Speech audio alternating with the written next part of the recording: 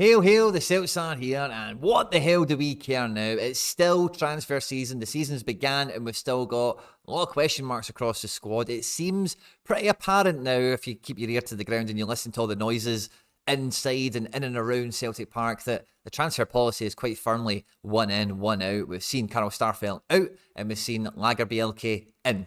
We already did sign Navroche, and I did feel that that was a signing that the manager instigated because we needed one, and I think we're going to maybe see some outgoings like Liam Scales, maybe Yuki Kobayashi on loan. But with this one in, one out policy, there's rumours that won't go away that we're after a left back, which we'll talk about. What does that mean? And as well, a goalkeeper. It is now the whispers and the rumours is Benjamin Siegrist might be leaving, and if that happens, that then gives us the opportunity to activate the one in, one out policy and bring a goalkeeper in this transfer window, not next summer when Joe Hart's contract expires. So the real question becomes, what goalkeeper do we actually go for? Is it someone else? Do we go for a guy that's going to be on the bench, or do we go for someone to try and take the throne this season from Joe Hart? Who's actually available? We'll be talking about all of this stuff in the video today. At any point, if you do, laugh, you learn, you like something, or whatever, hail, hail, and all that good stuff, please do like and subscribe to the channel, share and retweet and all that good stuff, guys. And drop a comment down below about who you think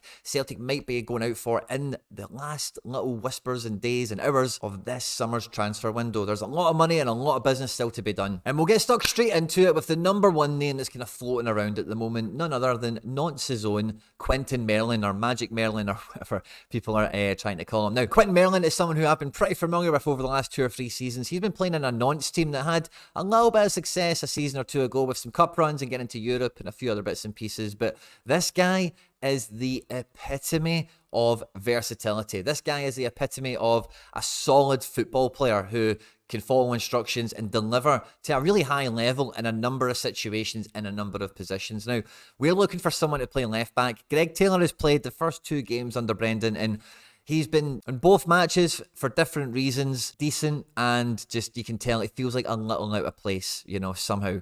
And the system under the manager maybe knows his days are marked, perhaps. It doesn't seem himself for one reason or another. Now, I know he was very system dependent under Ange in this inverted fullback situation, and we all suspected they might struggle out here in this kind of area. But we've also seen Bernabe play significantly in pre-season and probably quite successfully, everyone would argue, with a couple of goals and that good stuff. So he did seem to shine, which would lend us to the thought process that Brendan is after a more attacking left-back rather than a more of a ball player, if that makes sense, with the Greg Taylor has demonstrated strengths that we've seen last season. And Bernabe doesn't have an alarm clock, and, and all the other little bother and trouble that's followed him. Maybe his cards are marked. So I feel that between Bernabe and Taylor, one of them must be on their way out, because between Quentin Merlin and the other name that was floating around was Gabriel Gudmundsson, who's also a Scandinavian left back that plays in France, who's very versatile. Now, Gudmundsson's just a bit more left side versatile, but Merlin plays a lot of left back, plays a lot of left attacking midfield as well, left wing. He's got very good delivery into the box, very good play. He can also play in midfield, and he also plays all across the right hand side as well. This guy is super versatile. He can play legitimately everywhere but centre-back. And he's somebody that, if that's who we're after, it doesn't really clear up for me what kind of left-back we're after, but he's definitely a very good profile. I've been a big fan of Greg Taylor, and I really would hope that under Brendan Rodgers we could continue to see the best of Greg Taylor, or maybe even the best of Bernabe. But yeah, I'll be very interested to hear from you guys in the comment section who you think would be shown the door. Would it be Taylor or would it be Bernabe if we were to sign another left-back? And it is strictly a one in, one out. Now, Lagerbielke is going to come in. I think Navroche, Carter Vickers, and it sounds like Welsh is on for staying this season. He's got a place in the squad. He replaced Carter Vickers at half-time.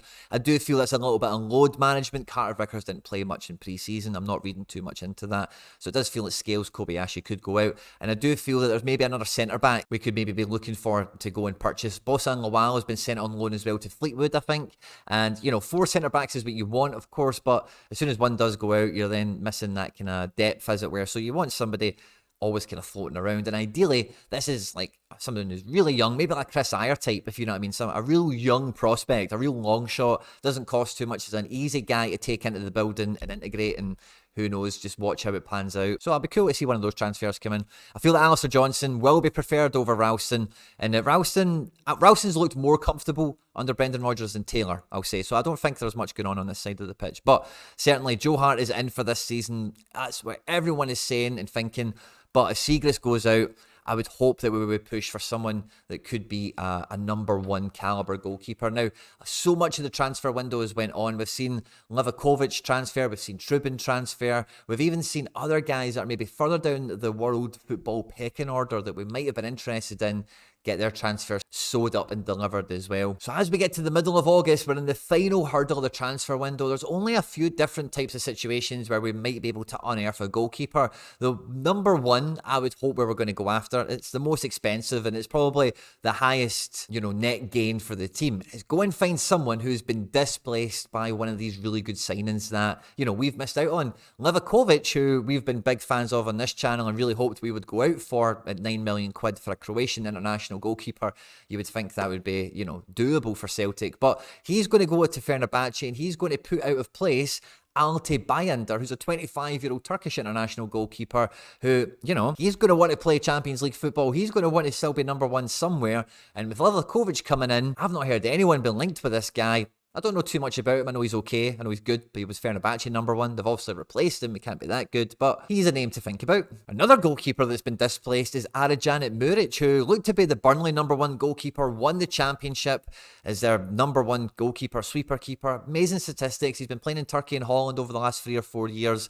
But they've just signed Trafford from Man City, who was the England under-21 goalkeeper and previously playing the division below Burnley, League One. He started the first game of the season against Man City, and if Muric is going to be on the bench, then he's not going to be happy with that.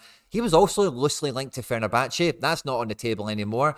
And Muric is somebody that was a part of the CFG network, and I think we were close to maybe bringing him in on loan at some point over the last 4 or 5 years. So that's maybe one that's a bit closer to home and might actually happen. And the third one that fits into that category is Odysseus Vlachodonoumas. I've done my best with that, I'm sorry. Greek-German name. He was the Benfica number one, but they've just signed Anatoly Trubin. And again, Odysseus, the Greece number one currently. I know that might give you a cold shiver down your spine, the thought of that. But again, he's displaced. He's going to want to play Champions League football. And again, in his late 20s, is much more closer to the prime of his career.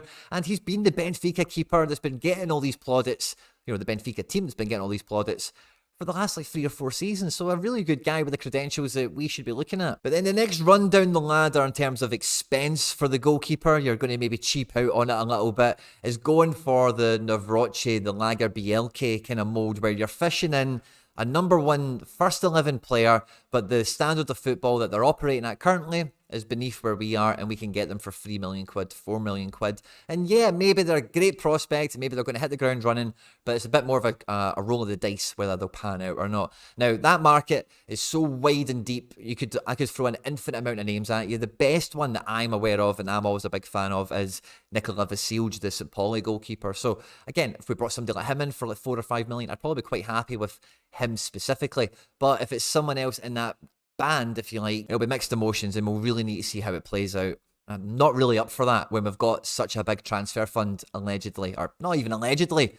We know we do. And in the third category is just something awful, like a free agent, another just an awful situation that doesn't actually put us in really good stead for the next 2 or 3 seasons. The goalkeeper position in modern football is so vital that the elite teams buy 2 first team capable guys. It's so vital to not just the style of play and build up from the back or whatever, but even just having a bloody good goalkeeper. No matter what, if one does get injured, you've still got somebody that can keep you fighting for titles, for cups, for everything that we fight for on a regular basis. So I really hope it isn't something that's not really fixing the problem beyond the next 12 months. Now, it's quite clear under Brendan Rodgers that David Turnbull's got a very good place in the squad. He's definitely fancied. But the first half against Aberdeen, he was subbed at half-time for Hatate because he just doesn't look after the ball as well as Hatate does. And I think there's been 1 or 2 of these in the comment section. I had a laugh at that last time I said it, but it's true. And you've seen it in the Aberdeen match. Hatate just looks after the ball much better. Progressive play happens a bit more routinely, and it's a bit more off the training ground-esque, and that allows a lot of the other players to pick up the positions they're meant to,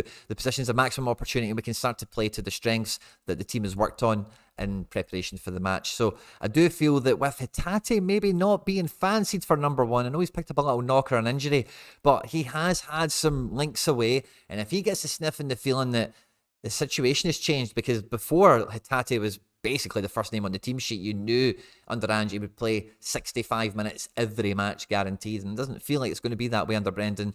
And maybe with all the transfer business that's going on in the Premier League, like between Brightons and West Hams and all these types of clubs, I think someone could come a calling for a Tate. And if you see the latest reporting that we've had from Fabrizio Romano, he says that Celtic are still in the marketplace to replace Jota. Now, I think that's more figuratively rather than a left winger, but I think the talismanic kind of player. I know Brendan is poo-pooed as spending something mental, but I do feel that breaking our transfer record is on the agenda this window. So I think sitting here at the moment, let's say Tate doesn't leave, but I do think there's still 3 or 4 more faces that could happen here, particularly in the defence and the goalkeeper, of course. I've been really impressed with Thiago Holm when he came on to replace the injured Tate, and Yang Jun has been very, very impressive as well. So we've even seen Daiza Maeda fill in as basically the third choice forward because O is currently out injured. So I do feel we've got significant depth in a lot of these forward areas, and it's maybe not as required as some of these defensive ones. Let us know what you think in the comment section down below. I hope you enjoyed this one. Don't forget to like, subscribe, share and retweet and all that good stuff, guys.